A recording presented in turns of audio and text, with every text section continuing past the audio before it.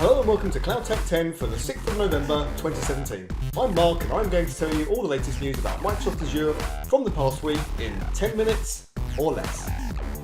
The Truffle development environment aims to make life easier for Ethereum developers. Trying to deploy a smart contract to an Ethereum blockchain can be quite complicated, so tools are appearing that help simplify that process. Truffle has been in the Azure Marketplace for a while and has now been updated with support for both version 3 of the product and the version 4 beta. In recent days, version 4 has been fully released, so this template will likely be updated shortly to reflect this. From the Azure Marketplace, find Truffle and click the Get It Now button. Choosing Truffle will deploy version 3, or Truffle Beta will deploy version 4. In this case, let's deploy the beta. Click on the Create button and then simply fill in the usual values for deploying a virtual machine in Azure, including the name, username, authentication details, subscription, resource group, and location. Choose a suitably sized virtual machine and configure additional parameters as needed. I'll stick with the default values here. Click the Create button and wait a few minutes whilst your new Truffle virtual machine is deployed. Once it's ready, connect to the console and run Test RPC. This starts an Ethereum client that you can use for development and testing, including 10 accounts and the associated keys. Next, establish a second connection to the server and from an empty folder, type Truffle init. This will create a basic Truffle project with some sample code. The samples include smart contracts written in Solidity, configuration data, and test scripts. Deploying and testing your code is simple. Run Truffle compile to compile your smart contract. Then Truffle migrate will deploy your smart contract. If you switch back to your test RPC console, you'll see the corresponding transactions. You can also use Truffle test to run tests against your contract code. For more advanced configurations, you can experiment with Truffle boxes, which contain additional components to help create a complete decentralized application. For example, on the Truffle website, there's a tutorial called Ethereum Pet Shop that builds a complete application around a scenario of adopting a pet. There's a corresponding Truffle box that you can use to get up and running quickly. Type Truffle unbox pet shop and wait a few moments whilst the files are downloaded and unpacked. Once that's done, as before, run the Truffle compile and Truffle migrate commands. Finally, run npm run dev, which will start a web server running on port 3000. Open a web browser and go to the address of your Truffle virtual machine on port 3000, remembering that you might need to open port 3000 on your network security group first. And there's your application. And you can now follow along with the Pet Shop tutorial to complete the build. New Fv2 Series virtual machines are now available. These are currently the fastest CPUs available in Azure. These virtual machines use the Intel Xeon Platinum 8168 processor and are available in sizes ranging from 2 virtual CPUs and 4 GB of memory up to 72 virtual CPUs and 144 GB of memory. You can use these today in the West Europe, East US and West US 2 Azure regions, with more regions coming soon. The new Azure Container Service, AKS, for Kubernetes is now available in preview. Kubernetes support in Azure has been extremely popular. AKS makes it easier than ever to manage and operate Kubernetes, providing a fully managed service. It's simple to get started with AKS. From the Azure Cloud Shell, you first need to register to use this preview service. This is easily done with the AZ provider register command. This takes a few moments to complete the registration, but you can use the AZ provider show command to verify that the registration is complete. Once that's done, create a new resource group, and then create a new AKS instance with AZ AKS create, then the name of the resource group you just created, a name for the AKS cluster, the number of agents you want to deploy, and this final parameter will also generate SSH keys for us. This takes a few minutes to run, but once it's done, you have a fully managed Kubernetes cluster ready to use. You can use the AZ AKS get credentials command to retrieve the credentials needed to access your AKS instance. If you're using the Azure Cloud Shell, the kubectl tool is already installed, so you can run a command like kubectl get nodes to get a list of available nodes. Deploying an application into AKS is straightforward. You provide a YAML file with the configuration details for your application, including the details of the containers your application uses, number of replicas, and network configuration. Next, we pass those details to our Kubernetes cluster using kubectl create. The command will tell us that it successfully created the deployments and services we defined. We use the kubectl get service command to watch whilst the network is configured and an external IP address is made available. After a few moments, we'll see the external IP of the load balancer change from pending to the IP address where our application can be accessed. If I go to that IP address, I'll find the sample voting application that has now been deployed to our Kubernetes cluster. It's also straightforward to perform other standard Kubernetes tasks. I'm currently running one node, but let's say I want to scale up and run 3 nodes. I can use the AZ AKS scale command, specifying my resource group and cluster name along with the number of nodes I want to scale to. Once that's complete, I'll run kubectl get nodes, and now I see there are 3 nodes running. Likewise, I can easily scale the application itself. Let's say I now want to run 5 replicas of the front-end part of my application. So I use kubectl scale, then the number of replicas I want, and then the name of the deployment I want to configure. And then use kubectl get pods to verify the operation, and you can see that there's still 1 replica of my backend, but now 5 replicas of the front end. I can even upgrade the version of Kubernetes that's running on the cluster. With the AZ AKS get versions command, I can see that I'm currently running version 1.7.7 and that 1.8.1 is available. I run the the AKS upgrade command and specify that I want to upgrade Kubernetes to version 1.8.1. This takes a little while to run, but when finished, I can use AKS show to confirm that I'm now running on the new version of Kubernetes. You can walk through the deployment of the demo application I showed earlier by going to the quick start section of the AKS documentation. Transaction replication to Azure SQL database is now generally available. With this feature, you can easily migrate on-premises SQL Server databases to Azure SQL databases with minimal downtime. You can configure an on-premises SQL database as a publisher and an Azure SQL database as a subscriber. Data and schema will then be replicated to Azure. Once that's complete, changes will continue to be replicated. When you're ready to switch from on-premises to Azure, simply change the connection strings for your application to point them at your Azure SQL database instance. BLK is a company that is involved in developing products to help enterprises build decentralized applications for use with blockchains. This includes the Web3J library for working with Ethereum blockchains and Java. BLK have added an ERC-20 token service to the Azure Marketplace. In blockchains, assets are represented by tokens, and tokens can be traded. On the Ethereum blockchain, tokens are implemented in smart contracts, and developers need to provide ways for their tokens to be transferred or to find out information about the token, such as its name, the symbol used to represent it, how many tokens are in supply, and so on. ERC-20 provides a standard for developers using the Ethereum blockchain to make tokens that all work in the same way, defining 6 functions and 2 events that must be implemented in order to create a standards-compliant token. BLK's ERC-20 token service is built on the Quorum blockchain, which is an enterprise-focused blockchain implementation built on top of Ethereum. BLK's token service offers a RESTful service that makes it easy to create and interact with tokens. From the Azure Marketplace, search for the ERC-20 token service. Click the Get It Now button and then continue. This will take you to the Azure portal. Click Create and you'll be prompted to fill out the usual fields for deployment of a new virtual machine. Use any name you like, but for the username, make sure to enter Ubuntu here. Provide your authentication details, subscription, resource group, and location, and click OK. A DS1 v2 virtual machine is the recommended minimum, so I'll go with that. And for everything on here, I can just accept the default values for now. Click Create and the virtual machine will be deployed. After a few minutes, the virtual machine is ready. To try out the service, first I need to log in to the server console. Then under the ERC-20 Quorum VM example folder, I'll find a script, init.sh, which, when run, will establish a 3-node Quorum cluster using the raft consensus mechanism, along with 3 instances of the ERC-20 token service, running on ports 8080, 8081, and 8082. By going to this URL with the appropriate port number, I can access the Swagger UI for one of the ERC-20 token service instances. To see how this works, let's create a token. The service provides a deploy operation, used to deploy a new ERC-20 token. Here you can see an example of the value expected for the contract specification parameter. We'll define a token that has an initial amount of 1 million tokens, its name will be Q token, it has 0 decimal places, and its symbol will be $. Quorum differs from Ethereum in that it is a permissioned blockchain, meaning that you can control who has access. The private for field here allows us to specify public keys that will have access. If I scroll down and click the Try It Out button, a request will be made to the ERC-20 token service using the parameters I've just specified. In fact, it's deploying a smart contract to the Quorum network. In the response, you can see that it was successful, and in the response body, it gives me the address of the smart contract on the Quorum network, which I'll need to make a note of for future use. As I said, Quorum is a permission network, and in this demo, out of the 3 nodes that are running, only 2 of them are party to the transaction we just made. We can prove this by simply attempting to call the smart contract from each of the 3 nodes. We'll call the symbol method, which will return the token symbol. Through the ERC-20 token service on the first node on port 8080, I find the simple operation and paste in the value required, which is the address of the smart contract we just deployed. I click the Try It Out button, and in the response, I see $, the symbol for our newly created token. Let's switch over to port 8081. This is the ERC-20 token service attached to the second node on our Quorum cluster. It looks the same, but when I query for the symbol, I get a 500 response from the service, and in the body, I can see that there's a problem. Finally, port 8082, which is our third node, same again, but this node is permissioned to see the contract, so this time we see $, returned. The example I just demonstrated is detailed in the blog post below, so why not give it a try yourself?